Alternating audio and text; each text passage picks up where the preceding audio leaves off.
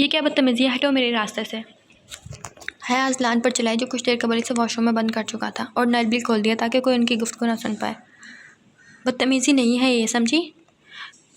ये मेरी मोहब्बत है, मैं तुम्हें अरसल के साथ नहीं देख सकता। तुम तो मुझसे मोहब्बत करती थी ना, फिर अरसल के साथ क्यों शादी की तुमने? अजलान हया को दीवार के साथ लगाए ओ हातिब हुआ। मैं तुम्हारे किसी सवाल के जवाब देने का पाबंद नहीं हूँ, हटो मुझसे।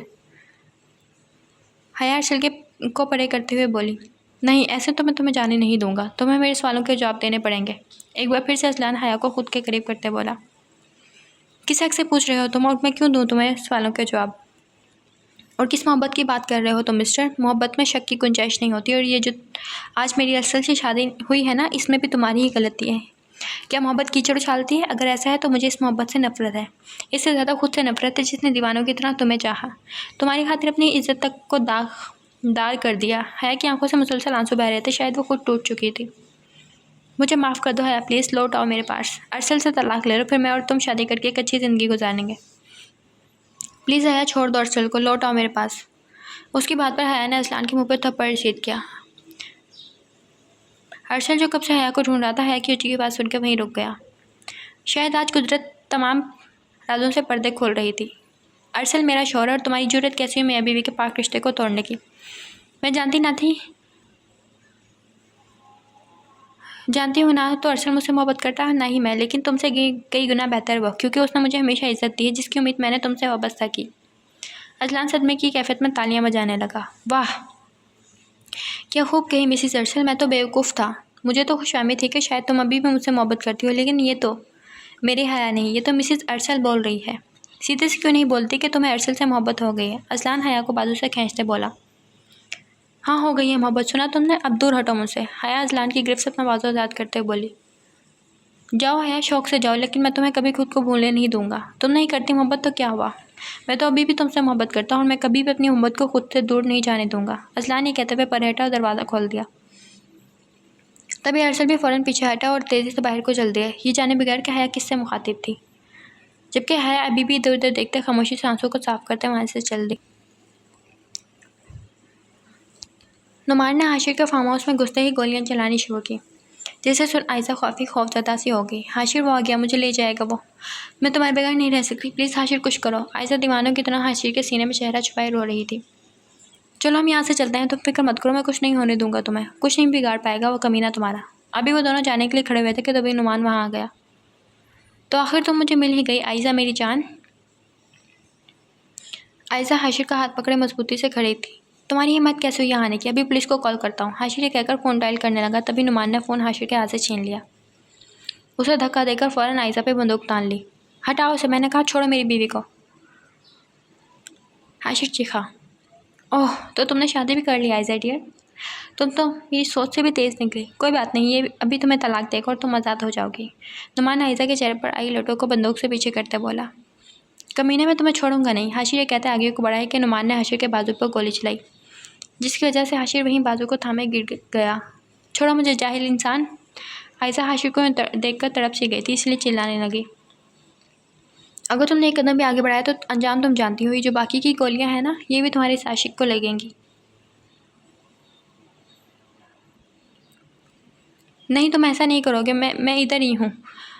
आयशा तड़प कर बोली। गुड, चलो रोमियो जल्दी से तलाक दो इसे, वरना ये बाकी की गोलियां भी तुम्हारे सीने में लगेंगी और तुम अपनी ज़िंदगी से हाथ धो बैठोगी। नुमान ने उसकी तरफ गन तानते हुए कहा। नहीं दूंगा तलाक मैं। हाशिर डर से कहा, लेकिन वो फिर भी आयशा को अकेले नहीं छोड़ सकता था। आखिर उसने वादा किया था आयशा को कभी तन्हा ना छोड़ने का, तो अब क्यों मामूली से हथियार के सामने उसे छोड़ देता। मैंने कहा छोड़ो इसे। हाशिर एक बार फिर से उठकर नुमान की ओर बढ़ा, लेकिन अब की बार नुमान ने एक गोली हाशिर के पैर और दूसरी उसके सीने पर मारी, जिससे हाशिर वहीं ज़मीन बोस हुआ। तभी करीब से पुलिस की गाड़ी की आवाज़ सुनाई दी। नुमान आयशा को साथ लिए वहाँ से फरार हो गया, जबकि हाशिर वहीं दर्द से तड़पता रहा। शायद उसे खुद से ज़्यादा आयशा के दर्द की परवाह थी जो उसे अब मिलने वाला था। नुमान के जाते ही मिस्टर सिकंदर दूसरे पुलिस एहलकारों के हमरा वहाँ मौजूद हुए, लेकिन अपने बेटे को ये ज़िंदगी और मौत की जंग लड़ते देख वो तड़प गए, इसलिए फ़ौरन हाशिर की तरफ लपके और जल्दी से एम्बुलेंस में बिठाकर हाशिर को अस्पताल ले गए। कौन था वो? अरसल जो काफ़ी देर से बेचैन था, अब गाड़ी को साइड पर रोके हया को बाहर निकालते हुए बोला। किसकी बात कर रहे हो तुम? और थोड़ी सी तमीज़ है तुम्हें? देख सकते हो तुम, हम यहाँ रोड पर खड़े हैं, कुछ तो ख्याल करो। हाया अरसल की बात से काफ़ी परेशान हो, या फिर उसे डर था कि अरसल ने उसे अजलान के साथ देख तो नहीं लिया। मैं जो पूछ रहा हूँ उसका जवाब दो, वरना मैं वाकई भूल जाऊँगा कि हम सड़क पे हैं। देखो, हम घर जाकर पर बात कर सकते हैं, इस तरह यहाँ वीरान सड़क पर खड़े होना ठीक नहीं। हाया काफ़ी डर रही थी, इसलिए बात को गोल कर गई। मुझे इसकी कोई परवाह नहीं, तुम बताओ वो कौन था जिसके साथ तुम वॉशरूम में थी। अरसल अपनी ज़िद पर अड़ा रहा। अरे इतनी घटिया हो सकती हो मैं कभी सोच भी नहीं सकता था। तुम जैसी बदकिरदार औरत को कोई फ़र्क नहीं पड़ता होगा, लेकिन मुझे पड़ता है, क्योंकि तुम्हारी वजह से मेरा नाम भी बदनाम हो सकता है, जो ज़बरदस्ती तुम्हारे नाम से जोड़ा गया। अरसल अपनी ही धुन में बोल रहा था कि हाया अपने किरदार पर एक बार फिर कीचड़ उछलता देख वहीं रुक खड़ी थी। तेज़ हवा के संग बारिश की बूंदें अचानक से दोनों के वजूद को तेज़ी से भिगो रही थीं। लेकिन यहाँ परवाह किसे थी? मुझे तुम्हें सफाई देने का कोई शौक़ नहीं, और ना ही तुम्हारी किसी बात का जवाब देना है। बस इतना ही बोल पाई। ठीक है, जब जवाब दोगे तभी आ जाना घर, वरना इधर ही रहना। अरसल ने गुस्से में कीचड़ पर पैर मारा, जिसके बाद थोड़ी सी कीचड़ हाया के चेहरे पर उछल गई। अब वो तेज़ी से गाड़ी में बैठा और फ़ौरन से गाड़ी ड्राइव करते वहाँ से निकल गया, जबकि हाया वहीं ज़मीन पर बैठ गई, जो अब गुस्से और गम के मारे अपने चेहरे को आंसुओं से भिगो रही थी और माजी की उस रात को याद कर रही थी जब एक बार पहले भी अरसल ने उसके किरदार के साथ चेहरे पर कीचड़ उछाला। कितनी बेकार हो गई थी वो, जिसकी कोई परवाह नहीं करती था और ना ही किसी के लिए वह अहम थी। जो उसके लिए लड़ सकता था, उसके किरदार पर यकीन कर सकता था। छोड़ो मुझे जल्लाद कहीं, क्या मुझे अपने शौहर के पास जाना है। आयज़ा अब नुमान के हमरा घर में मौजूद थी, इसीलिए थोड़ी सी घबरा गई, लेकिन अब उसके दिल से डर ख़त्म हो गया था। सामने अपने बाप भाई को देखकर खामोश हुई। मैंने कहा था ना अंकल, कल तक आयज़ा को आपके पास ले आऊँगा, तो देखिए मैं अपना वादा पूरा कर दिया। नुमान बोला, शाबाश बेटे, तुमने तो वाकई अपना वादा पूरा किया। मिस्टर रामर आयशा की तरफ गुस्से से देखते मुखातिब हुए, जिससे आयशा सहम गई। तभी उन्होंने आयशा के मुंह पर कई थप्पड़ रिशीद की, जिसके बाइस आयशा वहीं ज़मीन बोस हुई। उसमें इतनी हिम्मत बाकी ना थी कि उठ सके, इसलिए वहीं बैठी रही। कहाँ मुँह काला करके आई हो घटिया लड़की, तुम्हें मुझे तो शर्म आ रही है तुम्हें अपनी बहन कहते हुए। अब क्या? असलान आयशा को बाजू से खींचते हुए बोला। मैंने कोई गलत काम नहीं किया, बस शादी की है हाशिर से। आयशा मरी हुई आवाज़ में बोले, जिससे एक बार फिर से मिस्टर रामी ने उसे थप्पड़ रिसीद किया। ले जाओ इस घटिया लड़की को मेरी नज़रों से दूर और जाके कमरे में बंद कर दो अनुमान, वरना मैं इसकी जान ले लूँगा। मिस्टर रामर गुस्से से बोले, प्लीज़ डैड मेरी बात तो सुने, मुझे जाना है हाशिर के पास। नुमान ने उसे मारने की कोशिश की। प्लीज़ मुझे जाने दो, वो मर जाएगा, मैं ज़िंदा नहीं रह पाऊँगी इसके बगैर। आयशा रोते हुए बोल रही थी, लेकिन अब नुमान उसे घसीटता वहाँ से ले जा रहा था, जबकि भाई की सब वहीं तमाशबीन बने तमाशा देख रहे थे।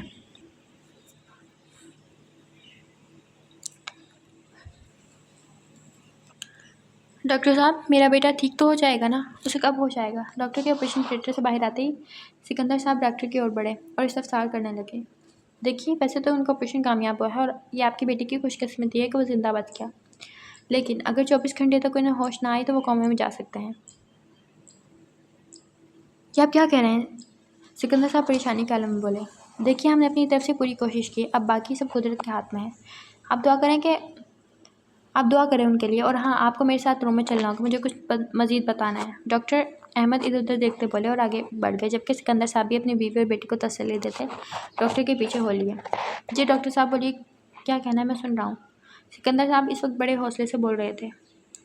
देखें, टांग पर गोली लगने के बाद आपका बेटा आर्जी तौर पर चलने से कासिर रहेगा। ये क्या कह रहे हैं आप? सिकंदर साहब परेशान हुए। मैं बिल्कुल ठीक कर रहा हूँ, लेकिन उम्मीद रखें खुदा से वो ठीक हो जाएगा सब। और दूसरा अहम, उसके लिए इलाज है। शहर के मशहूर सर्जन को भी बुला रहे हैं, जो आपके बेटी की टांग का ऑपरेशन करेंगे, जिससे उम्मीद है वो ज़रूर ठीक हो जाएगा।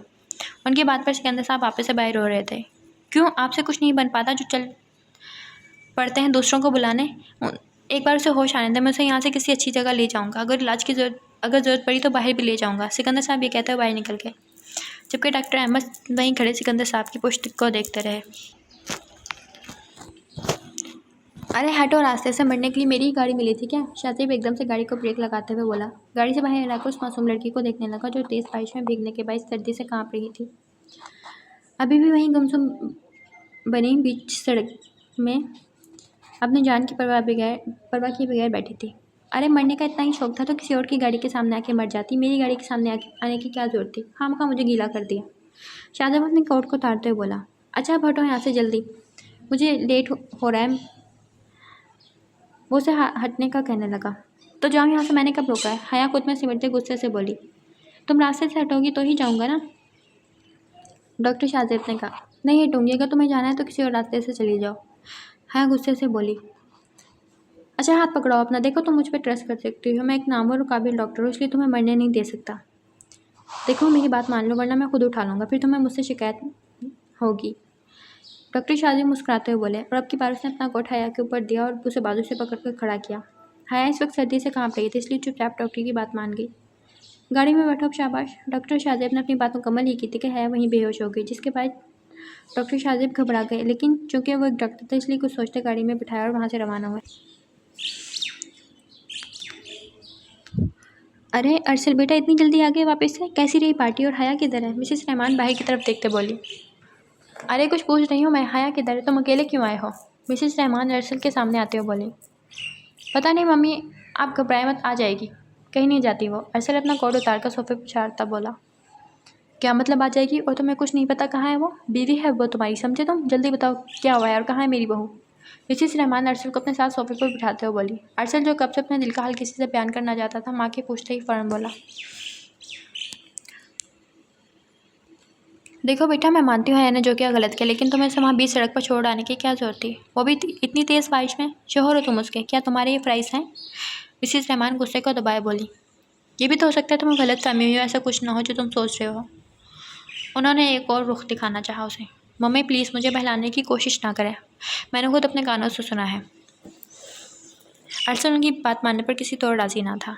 देखो हम इस बारे में बाद में बात करेंगे, अभी तुम जाओ और उसे वापस लेकर आओ। अगर उसके साथ कुछ बुरा हुआ तो मैं तुम्हें माफ़ नहीं करूँगी। मिसेस रहमान ने उसे धमकाया। मम्मी प्लीज़ मुझे नहीं जाना। अरसल का बिल्कुल भी मूड नहीं था उसे वापस लेने जाने का। मैंने कहा जाओ यहाँ से और वापस तभी आना जब तुम्हें हया मिल जाए, वरना मत आना। मिसेस रहमान अटल लहजे में बोली, जबकि अरसल गुस्से से पैर पटकता बाहर की जानिब लपका।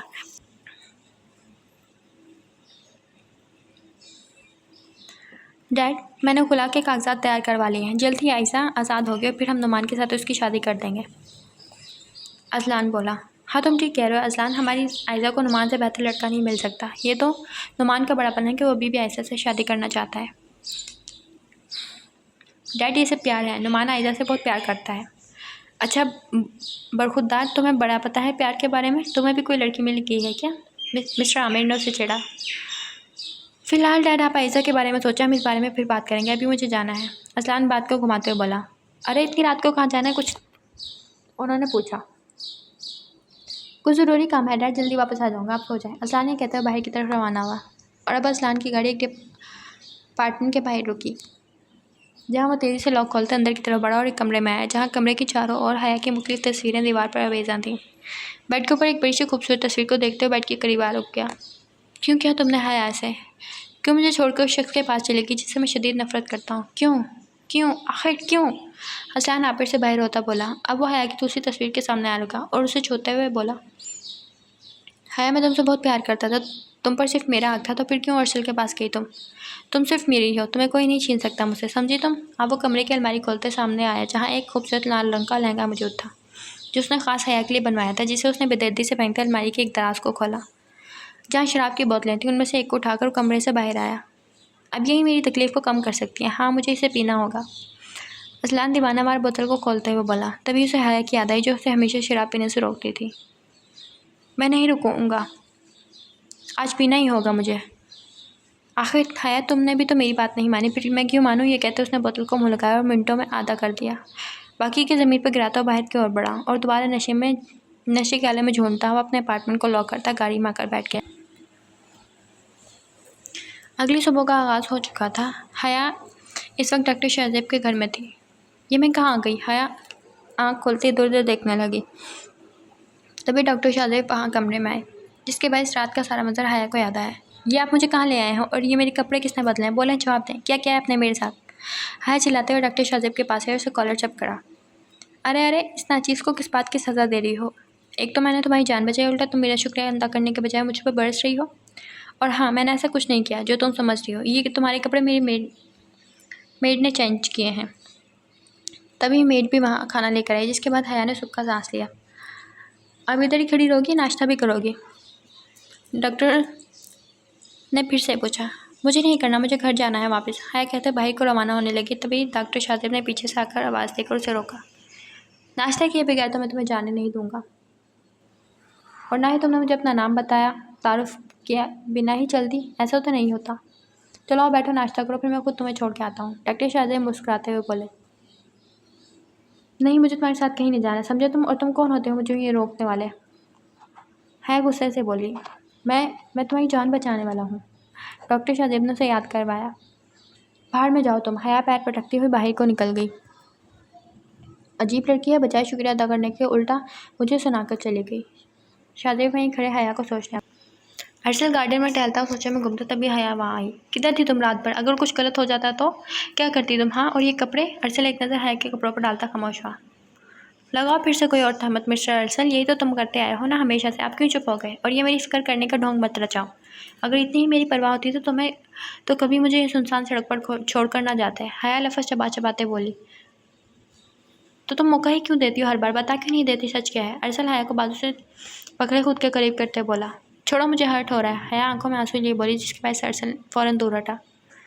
तुम वही समझते हो जो तुम समझना चाहते हो, या शायद तुम वो समझना ही नहीं चाहते जो दूसरे समझाना चाहते हैं। हया चिल्लाते हुए बोली। अच्छा चलो, आज तुम बता ही दो। बताओ कौन था वो? बोलो, जवाब दो। अरसल हया के करीब खड़ा मुखातिब हुआ। वो मोहब्बत करता था और मैं? देखो, तुमने जो सुना वो सब गलत है। हया ने कहा। बस कुछ मत बोलना अब। अरसल हया के होठों पर अपनी उंगली रखी उसे खामोश करा चुका था। तुमने जो बोलना था बोल लिया। तुम जैसी बदकिरदार औरत से मुझे यही तवक्को थी। तुमने अपनी शादीशुदा होते हुए ओह, मुझे शर्म आ रही है कहते हुए भी। मुझे अपनी शक्ल मत दिखाना, वरना मैं खुद भी नहीं जानता मैं क्या कर जाऊंगा। अरसल ये कहते वहाँ रुका नहीं, फ़ौरन से भाई की जानिब बढ़ गया। आगे बेटा, तुम किधर थी? ठीक हो ना तुम? आओ बैठो, मेरी बात सुनो। मिसेस रहमान हया को पास बुलाती हुई बोली। जी आंटी बोले, मैं सुन रही हूँ। हया अपनी आंखों के लाल रंग छुपाने की नाकाम कोशिश करते बोली, जिसे मैं सिर्फ रहमान ने बखूबी देखा। देखो बेटा, मैं नहीं जानती कल क्या हुआ। हाँ, तुम दोनों के दरमियान, लेकिन बेटा अरसल अब तुम्हारा शौहर है। तुम्हें अपनी शादी को बचाने के लिए आगे बढ़ना होगा अपने रिश्ते में। आखिर कब तक यूँ ही लड़ते झगड़ते रहोगे? इसी में भलाई है तुम्हारी। तुम समझ रही हो ना मैं क्या कह रही हूँ? उन्होंने पूछा। जी आंटी, मैं समझ रही हूँ। आपको शिकायत का कोई मौका नहीं मिलेगा। हया ये कहते वहाँ से चली गई, जबकि मिसेस रहमान वहीं बैठी उनकी दोनों के रिश्ते को बचाने की तरकीब सोचने लगी। आखिर नाहिद बेगम और सिकंदर साहब की दुआएं रंग ले ही आई, लेकिन शायद पूरी तरह से नहीं। हाशिर को होश आ चुका था, लेकिन वारजी तौर पर चलने फिरने से कासिर था।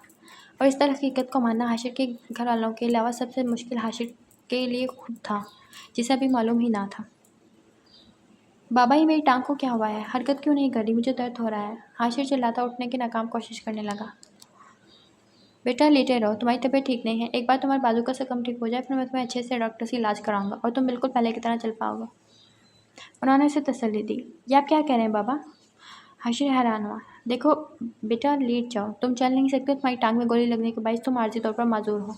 सिकंदर साहब खुद को समझाते हैं कि साथ में हाशिर को सारी हकीकत बता गए, लेकिन हाशिर बेड पर गिर सा गया। वो अब सदमा बर्दाश्त ना करने के बाद चिल्ला रहा था। कितना अज़ियतनाक लम्हा होता है खुद को यूँ बेबस देखना। इसी वक्त हाशिर अज़ियत के इंतहा पर था।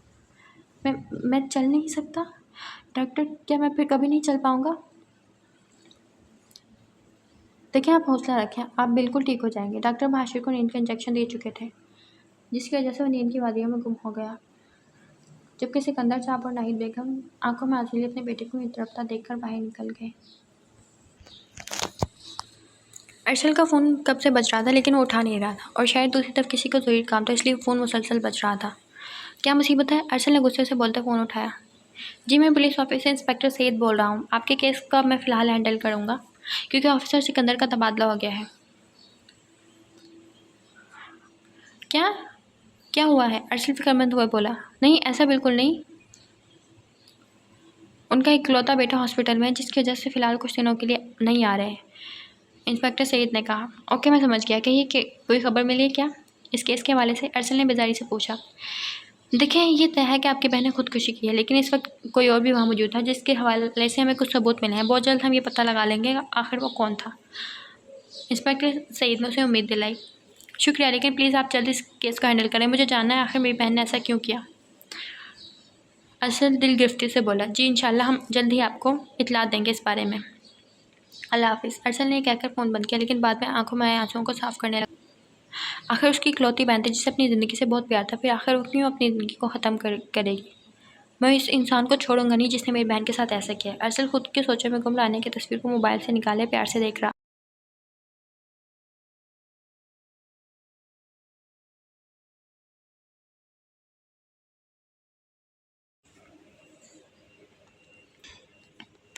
बाबा मुझे घर जाना है, मैं हॉस्पिटल में रह रहकर तंग आ गया हूँ। हाशिर सिकंदर साहब से मुखातिब था। हाँ बेटा, बस 1-2 टेस्ट होने हैं तुम्हारे, उसके बाद हम रात में ही घर चलेंगे। सिकंदर साहब ने कहा। जी ठीक है। हाशिर बेड से टेक लगाया बोला। शायद वो पूरी तरह होश में आ गया था और इस वक्त की मजदूरी से भी समझौता कर चुका था। माँ जी कहाँ हैं और छोटी भी नज़र नहीं आ रही? हाशिर आंखें मूंदे बोल रहा था। वो दोनों घर गई हैं। आखिर आज तुम घर जा रहे हो तो तुम्हारे लिए कुछ स्पेशल तो करना बनता है ना, इसीलिए। सिकंदर साहब मुस्कुराते हुए बोला। अच्छा अब तुम रेस्ट करो, ज़्यादा बोलो नहीं, बाकी बातें हम घर ही में करेंगे। मुझे ज़रा काम है, मैं कुछ देर में आता हूँ। हाशिर भी शायद अभी कुछ सोचने के मूड में नहीं था, इसलिए चुप कर गया। लेकिन आंखें बंद करते ही उसकी आंखों में आयज़ा का चेहरा सामने आया, जिसे नुमान ज़बरदस्ती वहाँ से ले गया था। आयज़ा तुम मेरी बीवी और मैं तुम्हें वापस लेकर ही आऊँगा। हाशिर आयज़ा को सोचते कब नींद में उतर गया, उसे पता ही ना चला। मैं आयज़ा आमिर, जिसने कभी हार नहीं मानी, हमेशा अपने दिल की सुनी, तो फिर आज क्यों हार मान रही हूँ? जब अपने ही मेरे दुश्मन बन गए हैं तो फिर मैं क्यों ना अपने बारे में सोचूं। आयज़ा ये सोचते खिड़की से बाहर देखने लगी, जहाँ गार्ड मौजूद था।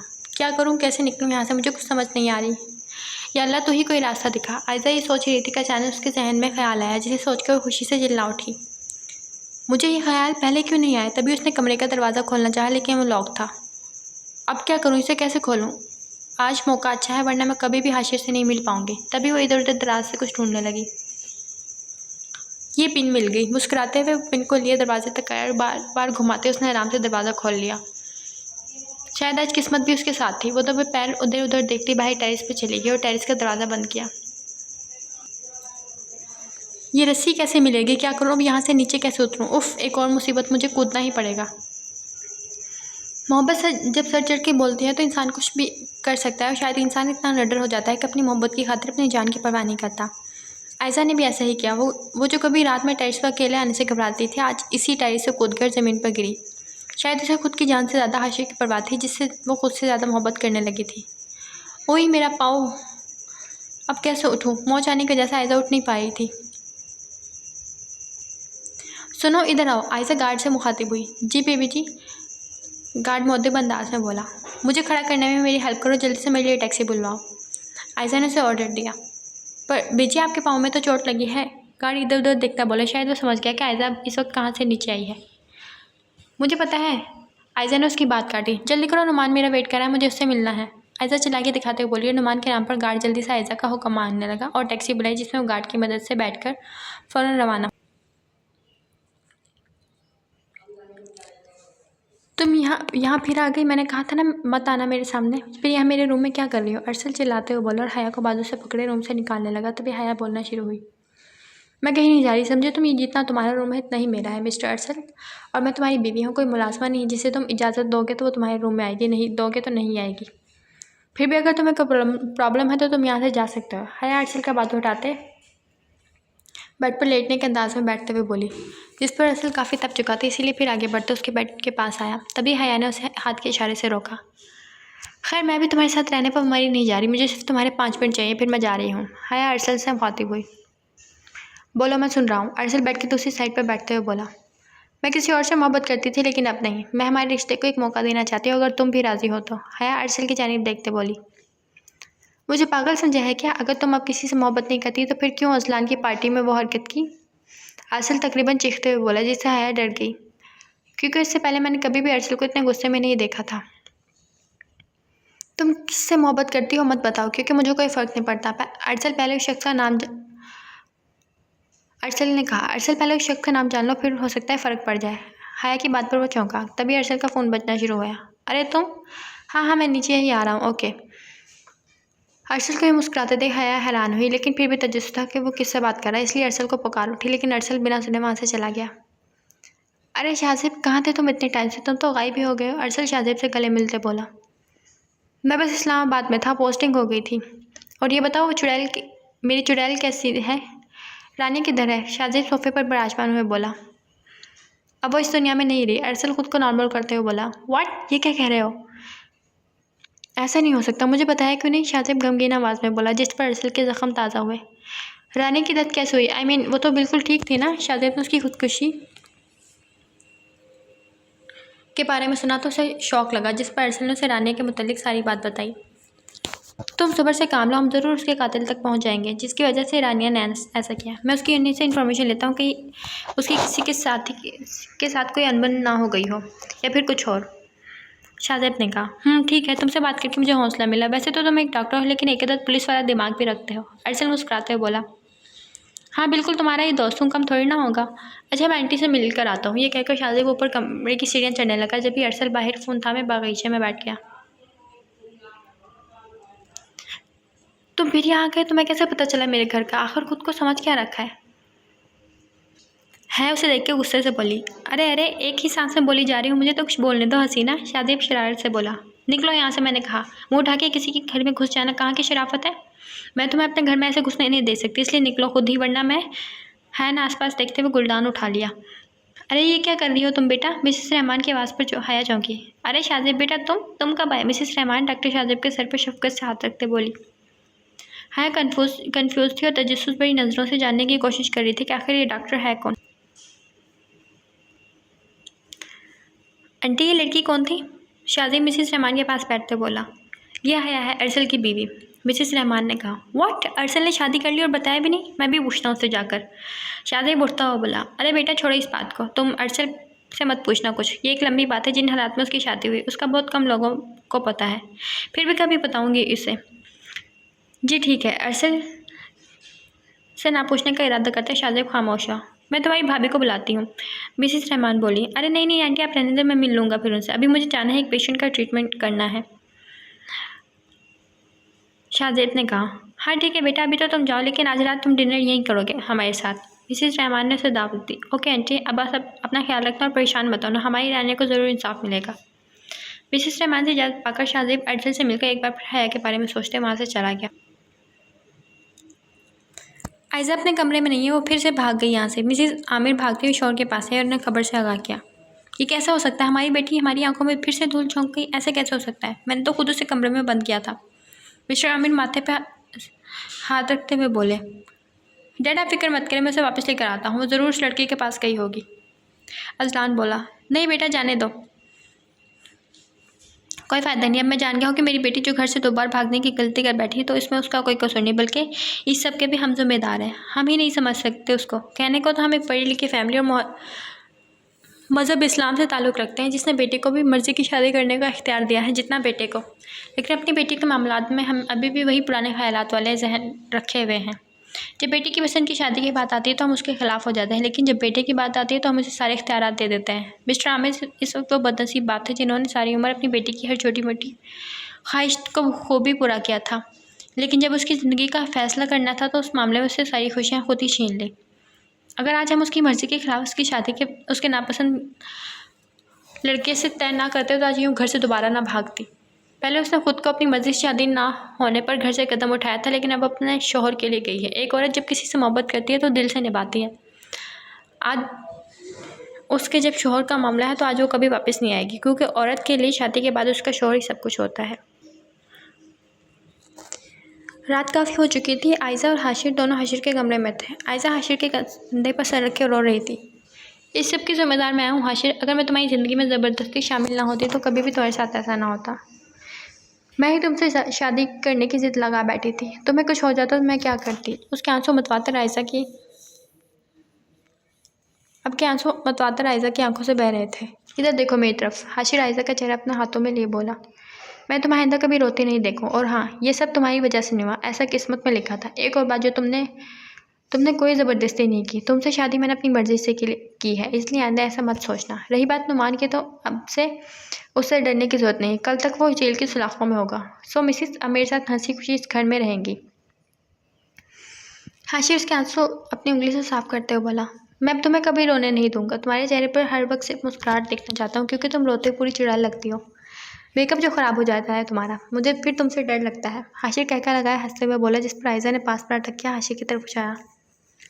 अच्छा, मैं चुड़ैल लगती हूँ तुम्हें, और तुम जीन लगते हो। एक और तकिया हाशिर की तरफ उछालते हुए बोली, अरे क्यों मुझ पर जुल्म कर रही हो? हाशिर तकिया खुद में समेटते हुए बोला, अच्छा बताती हूँ अभी जुल्म क्या होता है। आयज़ा हाशिर के पास बाजू बांधे खड़ी हुई, जिस पर हाशिर ने थोड़ा आगे झुककर एक हाथ पकड़े खुद की तरफ खींचा। छोड़ो मुझे, आयशा घबराते हुए बोली। नहीं, बताओ ना, क्या जुल्म करना चाहती हो तुम मुझ पर? हाशिर बस जिद पर। नहीं, कुछ नहीं, छोड़ो मुझे। आयशा नजरें झुकाई बोली। बहुत खूबसूरत लगती हो ये शर्माते हुए। हाशिर आयशा के बालों को छूते हुए बोला। पता है आयशा, लड़कों को लड़कियां तब अच्छी लगती हैं जब वो चुप करके उनको सुनती हैं, उनकी हर बात मानती हैं, उनसे प्यार करती हैं। लेकिन मुझे तुम उस वक्त अच्छी लगती हो जब तुम मुझसे लड़ती हो, और तब तुम पर और भी प्यार आता है जब तुम अपनी जिद मनवाने के लिए कुछ भी कर जाती हो। तुम्हारी छोटी छोटी शरारतों में तुम्हारा प्यार नजर आता है कि तुम खुद से जुड़े रिश्तों से कितना प्यार करती हो। अरे वो कोई पागल ही होगा जो तुमसे हुस्न की वजह से प्यार करेगा। मैं तो तुम्हारी लड़ाई से प्यार करता हूँ, क्योंकि तुमसे बढ़कर कोई लड़ाका नहीं हो सकता। हाशिर आयशा का हाथ थामे लबों पे मुस्कुराहट लिए बोल रहा था, क्योंकि वो जानता था कि आयशा का अगला कदम क्या होने वाला है। मैंने कहा, छोड़ो मेरा हाथ, और मैं लड़ाका हूँ ना, तो तुम्हें मेरी लड़ाई के पसंद अभी बताती हूँ कैसे लड़ते हैं। आयशा तेजी से अपना हाथ छुड़ाते हुए हाशिर के बाल खराब करने लगी, जो भी कुछ देर पहले उसने सेट किए थे। अब तुम आराम करो, वैसे भी बहुत थक गए होगे ना। हम सुबह डॉक्टर के पास जाएंगे। आयशा उसके ऊपर कंबल उड़ाते बोली। तुम सुनाओ, तुम्हारा पाँव ठीक है? दर्द तो नहीं हो रहा? उसने पूछा। नहीं, बिल्कुल ठीक है। तो बस जल्दी ठीक हो जाओ, मुझे और किसी बात की परेशानी नहीं है। वो लड़का कौन था आखिर? क्यों यहाँ आया? क्या करूँ? किससे पूछूँ? मम्मी से? नहीं, मम्मी ने भी तो कुछ नहीं बताया इसके बारे में। ये डॉक्टर आखिर क्या रिश्ता हो सकता है इसका इन घर वालों से? हाया इधर उधर टहलते अपने ध्यान में सोच रही थी कि तभी सामने से आते अरसल से टकरा गई। अरे अंधी हो गई हो क्या? अरसल अपना सर थामे बोला। दूसरी तरफ हाया भी अपना सर थामे हुए थी।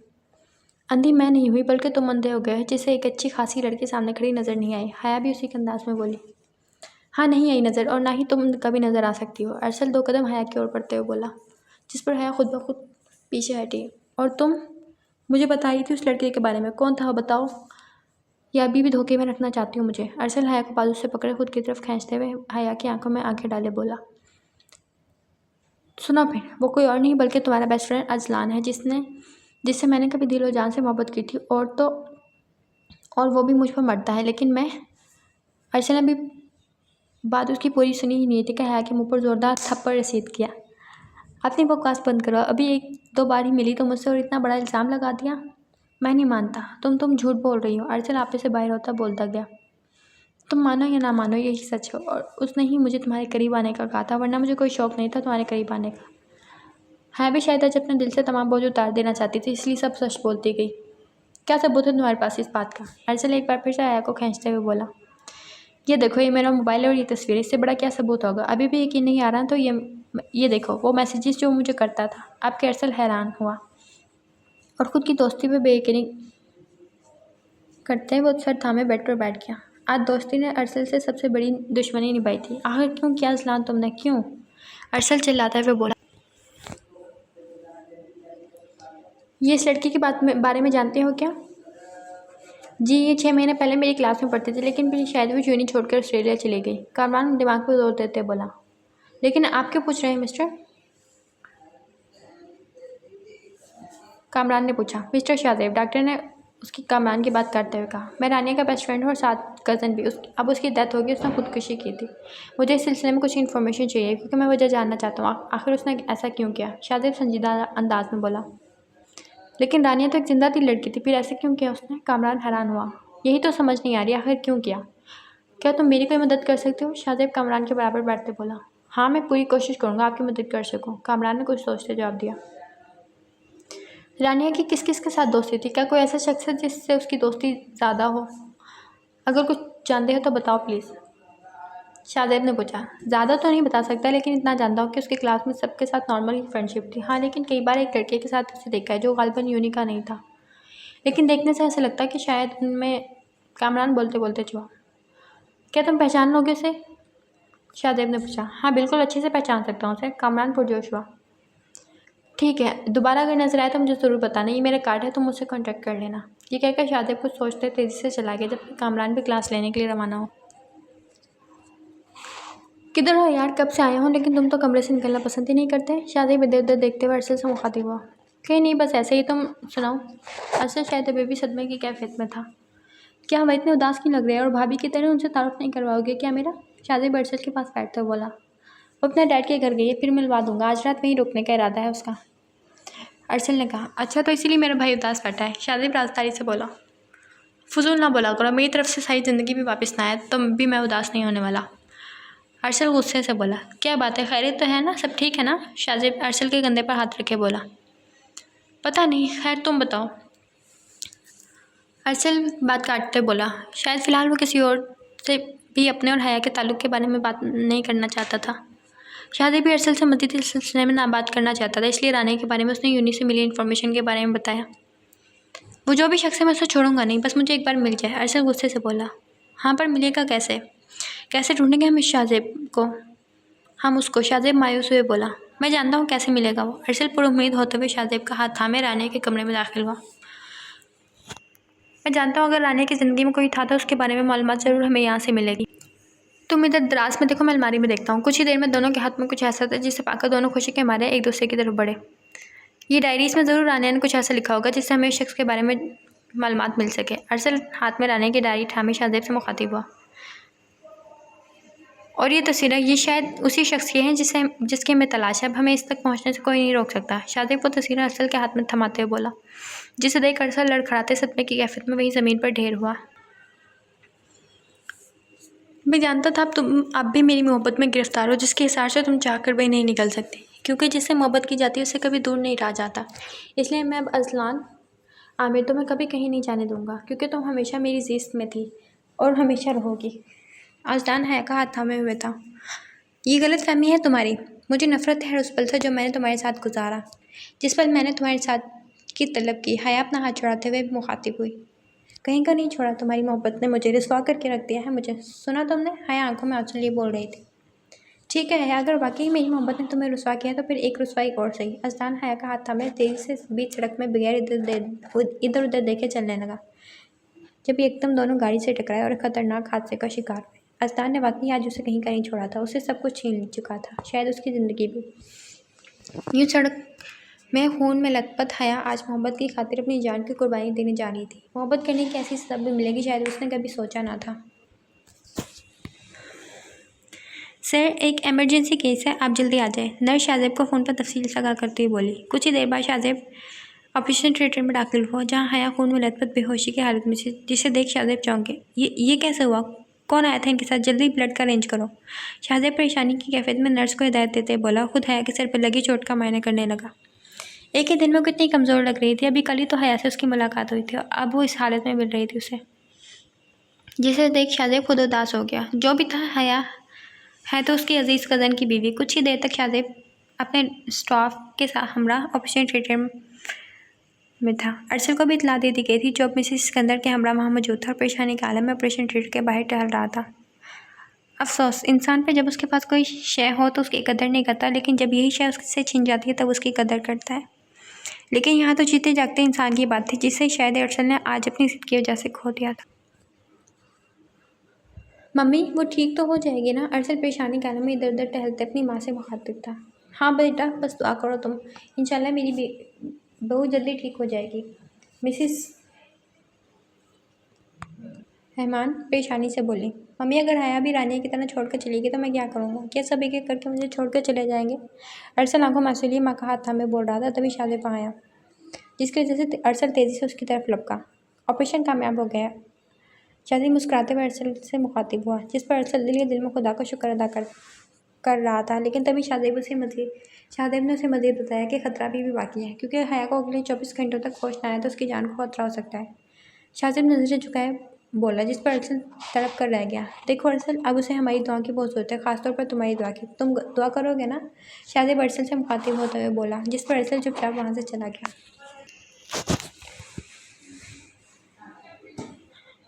ये बेल नहीं हो सकती। ऑफिसर सिकंदर गुस्से की कैफियत में नुमान के वकील पर चिल्ला रहे थे।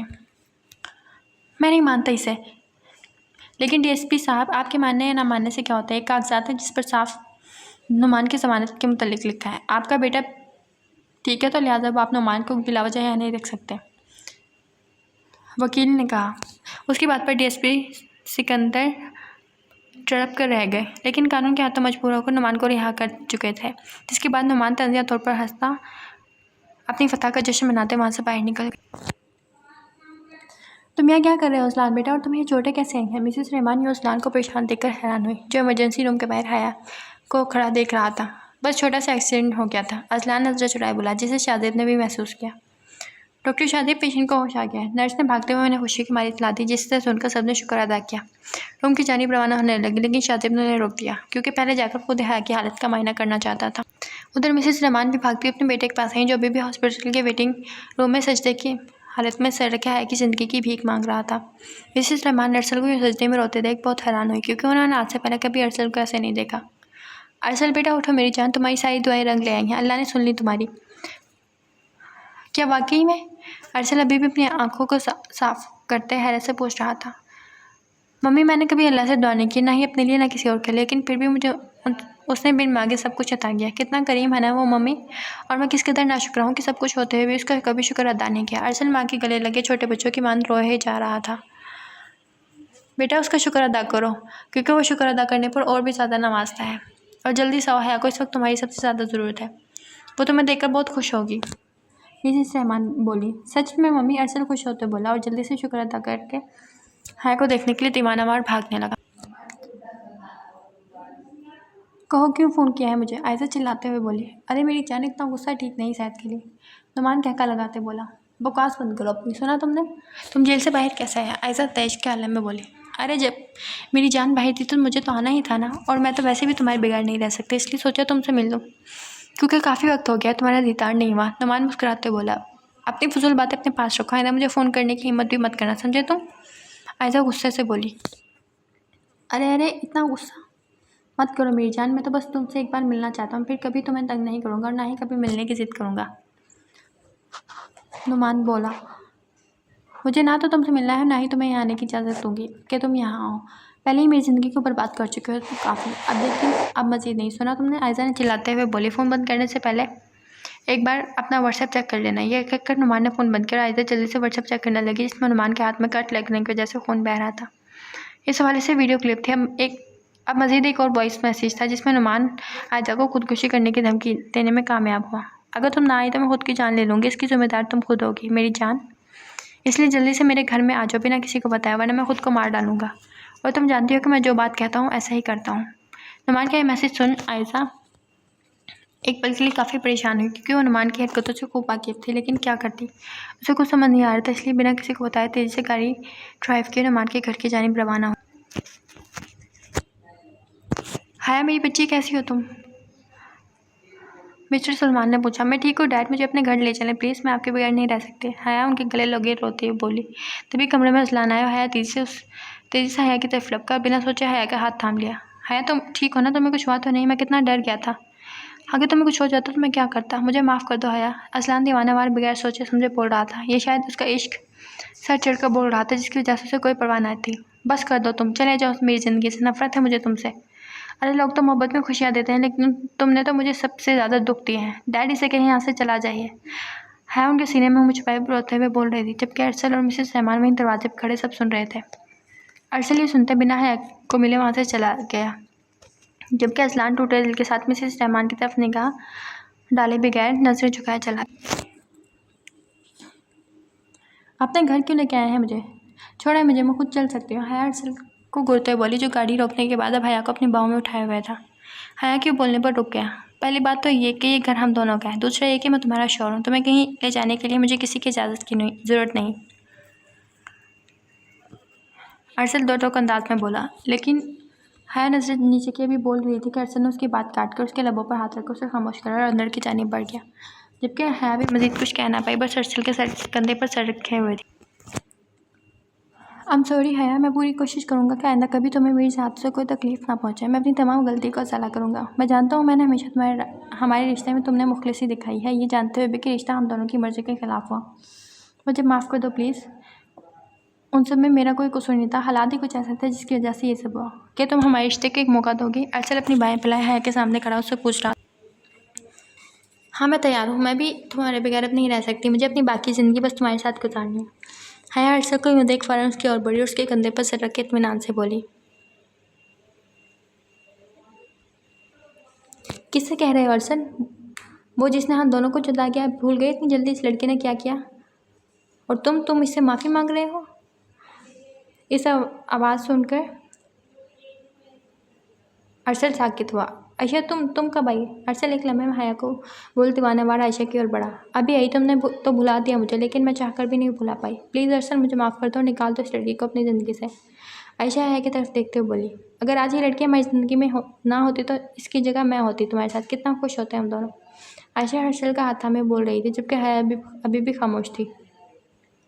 आयशा एक साथ शातिराना मुस्कुराहट लिए अरसल का हाथ थामे वहाँ से ले गई, जबकि हया अभी भी वहीं खामोश खड़ी थी। क्यों लेकर आई हो मुझे और क्या लेने आई हो अब मेरी ज़िंदगी में? अरसल आयशा का हाथ झटकते हुए बोला। अरसल तुम मुझसे नाराज़ हो मैं जानती हूँ, लेकिन मैं क्या करती, हालात ही कुछ ऐसे थे। प्लीज़ मुझे माफ़ कर दो।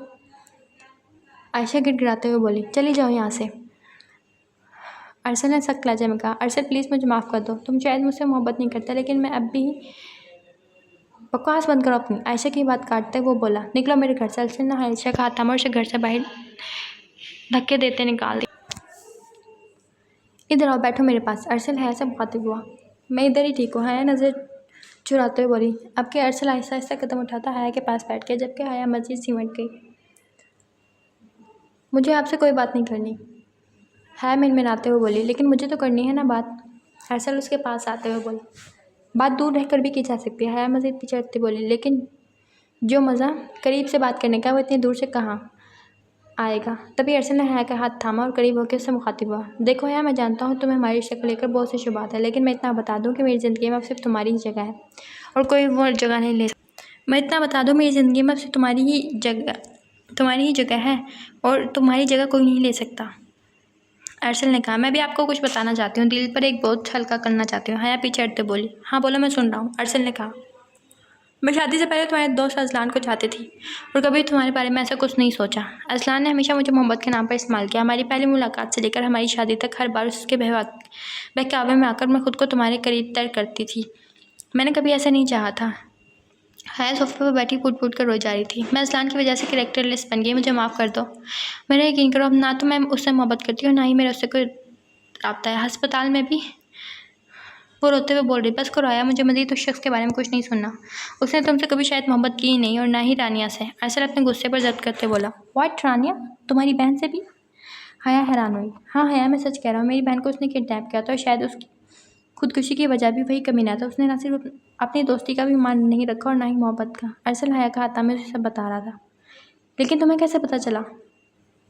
हया ने पूछा। पुलिस की वजह से और कुछ शाजिब की वजह से। मैंने खुद रानिया के कमरे में उसकी डायरी में उन दोनों की तस्वीरें देखी थी और वो तहरीरें देखी जिसमें रानिया ने उससे मोहब्बत का इकरार किया था। आई हेट हिम, प्लीज़ मुझे माफ़ कर दो, सारी तकलीफ़ों की कहीं ना कहीं मैं भी जिम्मेदार हूँ। हया रोते हुए बोली, बस कर दो, मत रो। उसने हम सबको धोखा दिया है। जो मोहब्बत या दोस्ती में धोखा देते हैं वो कभी किसी के सगे नहीं होते। ऐसे लोग खुद पर सोते हैं जो सिर्फ खुद से मोहब्बत करते हैं। चलो उठो, जल्दी से अपना मूड ठीक करो और जाकर अच्छी सी तैयार हो जाओ।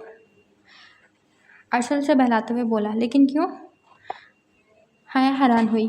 क्यों को बस छोड़ो, बस अब तुम वही करोगी जो मैं कहूँगा। अरसल हया को कम शादी करते खुद भी फ़ोन में मसरूफ़ हो गए। आयज़ा और हाशिर घर वालों की दुआओं के साथ इस्लामाबाद के लिए पहले ही रवाना हो चुके थे, जबकि सिकंदर साहब और मिसेस नाहिद ने कल रवाना होना था। इसलिए फ़िलहाल दोनों को ही जाना पड़ा। अब ड्राइवर के हमरा इस्लामाबाद जाने के लिए गाड़ी में बैठ गए। आयज़ा के दिल में एक अनजाना सा खौफ था, जिसे बचा कर भी हाशिर से छुपा नहीं पा रही थी। ये शायद हाशिर को उसके दिल की बातों को पढ़ना आता था, इसीलिए उसे खुद के करीब करते उसका हाथ थाम गया। अब अपने अंदर के सारे बेबुनियाद खौफ निकाल दो, सब ठीक हो जाएगा इंशाल्लाह। हाशिर ने उसे तसल्ली देते हुए कहा। क्या सच में? आयज़ा हाशिर की आंखों में देखते हुए बोली। हाँ सच में, अरसल ने मुस्कुराते हुए कहा। दोनों दिल में अनजाने खौफ लिए हुए थे, लेकिन ज़ाहिरी तौर पर खुद को मजबूत रखे हुए थे। कहाँ चले गए अरसल, और ये अंधेरा क्यों है इतना? हया अंधेरे में इधर उधर देखने की कोशिश करते हुए बोली। अरसल मुझे डर लग रहा है। हया इधर उधर देखते बोली। जहाँ हर तरफ अंधेरा ही अंधेरा था, जिसके बायस उसका पाँव किसी चीज़ के साथ टच हुआ और वो चीखने लगी, लेकिन इससे पहले किसी ने उसके मुंह पर हाथ रखा और ऐसे करने से रोक दिया। हया को बेहोश करके गाड़ी में डालकर वो ले गया, जबकि अरसल घर पर ना था, जिसके बायस वो इस सबसे नावाकिफ़ था। नहीं नहीं, मुझे मत मारो, मुझे एक और मौका दे दो, मुझे वापस आना, मैं आइंदा कभी ऐसे नहीं करूँगा। मुझे सिर्फ एक मौका, मत मारो, मेरा जिस्म दर्द कर रहा है। नहीं नहीं, दूर हटो। खौफ के मारे अजलान की आंख खुल गई। क्या हुआ मेरे बेटे? मिसेस आमिर जो अजलान के कमरे में आई थी, उसे यूँ देखकर परेशान हुई। मॉम, वो मुझे ले जा रहे थे, मुझे यहाँ कोड़े मार रहे थे। अजलान खौफ के मारे अपनी पुश्त पर हाथ रखे मिसेस आमिर को बता रहा था। खामोश हो जाओ मेरे बेटे, तुमने कोई ख्वाब देखा? कोई भी नहीं है यहाँ। उठो, शाबाश, फ्रेश हो जाओ। मैं नाश्ते पर इंतज़ार कर रही हूँ। उन्होंने उसे बहलाते फुसलाते हुए भेजा। हाशिर का ऑपरेशन कामयाब हो चुका था। घर वाले भी उन्हें मिलकर जा चुके थे, क्योंकि दोनों का भी इस्लामाबाद में रुकने का इरादा था और साथ साथ नादरान एरियाज़ में जाने का भी इरादा था, इसलिए दोनों इस वक्त इस्लामाबाद में थे। मुझे कितनी खुशी हो रही है तुम्हें ये दोबारा चलते देख। तुम नहीं जानते हाशिर। आयशा आंखों में आंसू लिए हाशिर का हाथ थामे बोल रही थी। आज अगर मैं दोबारा से अपने कदमों पर खड़ा हूँ तो तुम्हारे एतमाद और सबकी दुआओं की वजह से। मेरी ज़िंदगी में आने का शुक्रिया। हाशिर आयशा का हाथ थामे खड़े बोल रहा था। मेरी ज़िंदगी का हासिल हो तुम हाशिर, तुम्हारी वजह से मुझे इस ज़िंदगी की खुशियाँ मिली हैं। दोनों बातों में मगन एकदम से बेमौसम बारिश पड़ना शुरू हुई। हाशिर आयशा का हाथ थामकर बारिश में झूम रहा था। दोनों एक दूसरे के संग बारिश के हमरा रक्स कर रहे थे और दिल एक दूसरे की सलामती की दुआएं कर रहे थे, जहाँ सारा जहाँ उनकी खुशियों में शरीक था। अरसल दीवाना और हया को ढूंढ रहा था, लेकिन उसका कहीं भी पता ना चला। दूसरी तरफ शाहजेब भी हया को ही ढूंढ रहा था, लेकिन उसकी तरफ से भी मायूसी का सामना करना पड़ा। तभी अरसल को आयशा की कॉल आई। क्या है, क्यों फ़ोन किया है? वो गुस्से से बोला। अरे इतना गुस्सा ठीक नहीं कि नहीं, ये सब तुम्हारी बीवी की वजह से हुआ है, जिसे शायद तुम ढूंढ रहे हो। कितना परेशान कर रखा है उसने तुम्हें। मैं तो कहती थी छोड़ दो उसे। आयशा मौसमी तासुफ करते हुए बोली। तुम्हें कैसे पता चला कि मैं उसे ढूंढ रहा हूँ? अरसल हैरान हूँ। मुझे बताओ कहाँ है, वरना मैं तुम्हें जिंदा ज़मीन में काट दूंगा। आयशा अरसल गुस्से से चिल्लाया। अगर तुम इतनी मोहब्बत करते हो उसे तो जाकर खुद ही ढूंढ लो, देखते हैं कैसे मिलती हूँ तुम्हें। आयशा ने कहकर फ़ोन बंद किया, जबकि अरसल का पारा हाई हो चुका था। वो सब समझ गया था कि हया के गायब होने में आयशा का हाथ था। फिर वक्त तो हया को ढूंढने में मसरूफ़ था, क्योंकि उसके लिए हया की जान ज़रूरी थी। आयशा एक बार मुझे हया मिल जाए, तुम्हारा वो हाल करूँगा कि तुम सोच भी नहीं सकती। अरसल गाड़ी में बैठकर तेज़ी से गाड़ी को दौड़ाने लगा। अरे पीछे हटो। शाहजेब ने एकदम गाड़ी को ब्रेक लगाया। गुस्से से गाड़ी से उतरा। सड़क पर बेसुध बड़ी लड़की को देखा, जिसके चेहरे पर बाल आने की वजह से उसका चेहरा छुपा हुआ था। अरे ये तो भाभी है अपनी। भाभी उठे। शाहजेब हया के चेहरे से बाल हटाते हुए बोला, लेकिन हया बेहोश थी। शाहजेब फौरी सारी कैफियत को समझ कर तेज़ी से हया को उठाकर गाड़ी में लेटाया और अरसल को फ़ोन करके इतला दी। खुद हया को लेकर अरसल के घर की ओर बढ़ा। अरसल को जैसे ही हया के मिलने की इत्तला मिली, वो फ़ौरन गाड़ी को दौड़ाता आयशा के घर रवाना हुआ, जहाँ आयशा सोफे पर बैठे मज़े से टीवी देखने में मगन थी। तुम्हारी हिम्मत कैसे हुई मेरी बीवी को नुकसान पहुँचाने की? अरसल एक थप्पड़ आयशा को रसीद करते बोला। तुमने मुझे मारा? आयशा सदमे की कैफियत में बोली। तभी अरसल ने एक और थप्पड़ आयशा के गाल पर रसीद किया। आज अगर तुमने मेरी बीवी के दरमियान में आने की कोशिश की या उसे कोई नुकसान पहुंचाने का सोचा भी, तो याद रखना तुम्हारा वो हल करूँगा जो तुम्हें कभी सोचा भी ना होगा।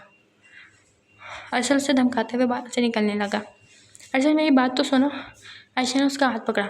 बस चुप रहो, कुछ मत बोलना। अरसल आयशा को सोफे पर धक्का देते गुस्से से बाहर निकल। आपने बुलाया था मम्मी? अरसल के पास आते हुए बोला। हाँ बैठो मेरे पास, मिसेस रहमान ने बैठ के करीब जगह बनाते हुए कहा। अरसल को इशारे से बोली। बेटा जब सब सेट हो गया तो मैं चाहती हूँ तुम्हारे वलीमे का फंक्शन कर लिया जाए, ताकि शहर के सब लोगों के सामने हया को तुम्हारी बीवी की हैसियत से मिलवाया जाए। मिसेस रहमान ने कहा। जी मम्मी, जैसा आपकी मर्ज़ी। आप बताएं कब करना चाहती हैं फंक्शन, ताकि मैं सबको इनवाइट कर लूँ। वीकेंड ठीक रहेगा? अरसल ने अपनी राय दी। वाह दैट्स ग्रेट। शाहजेब भी तालियां बजाते वहाँ टपका।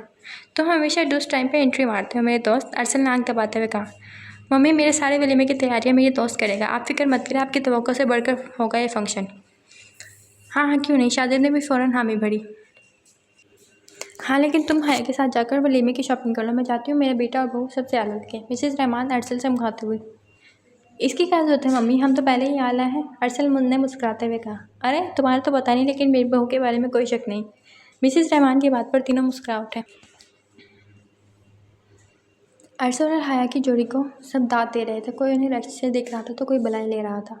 मिसेस रहमान और मिस्टर सलमान दोनों ही ढेरों दुआओं से उन्हें नवाज रहे थे। तभी सामने साथी आयशा को देख सब हैरान हुए।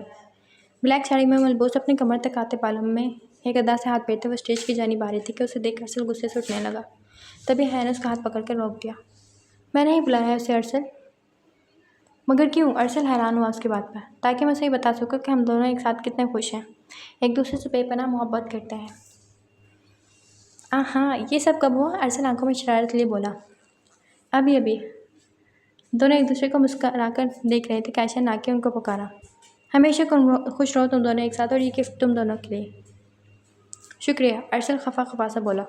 कुछ भी था, दोनों कभी एक दूसरे के अच्छे दोस्त थे। एक अरसे तक दोनों का ताल्लुक रहा था, लेकिन अब आयशा की हरकतों की वजह से अरसल का गुस्सा करना जायज़ था, लेकिन आयशा से बर्दाश्त नहीं हो पा रहा था। लेकिन फिर भी उनके सामने खड़ी थी।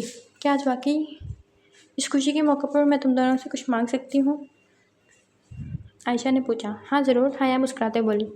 तुम दोनों मुझे माफ़ कर दो, मैं अपने किए पर शर्मिंदा हूँ, मुझे अपनी गलती का एहसास हो गया है। अपनी आंखों में आए आंसुओं को साफ करते हुए बोली। हमने तुम्हें दिल से माफ़ कर दिया आयशा। है ना अरसल, मैं ठीक कह रही हूँ ना? हाया ना कहते हुए अरसल की राय ली। हाँ बिल्कुल, मैं अपनी बीवी की बात को कहाँ टाल सकता हूँ। जब ये माफ़ कर चुकी है तो मैंने भी माफ़ कर दिया। अरसल हाया का हाथ थामे प्यार से बोला। आयशा तुम्हारा बहुत बहुत शुक्रिया, तुमने मेरे लिए बहुत किया है। हाया की बात पर आयशा हैरान हुई। क्या बेहतर किया है मैंने तुम्हारे लिए? यही कि तुम मेरी ज़िंदगी से चली गई और तुम्हारी वजह से मुझे इतनी प्यारी और चाहने वाली बीवी मिली है। अरसल हाया की तरफ प्यार से देखते हुए बोला, जबकि आयशा खामोशी से वहाँ से जा चुकी थी और दूर खड़ी दोनों को हसरत से देखने लगी और वाकई पछतावे की वजह से बेचैन थी वह, क्योंकि उसने अरसल जैसे बेपनाह मोहब्बत करने वाले शख्स को अपना हाथों से खोया था, जिसके बायस आज वो खाली हाथ रह गई थी। दी एंड ख़त्म शुद। अल्लाह हाफिज़।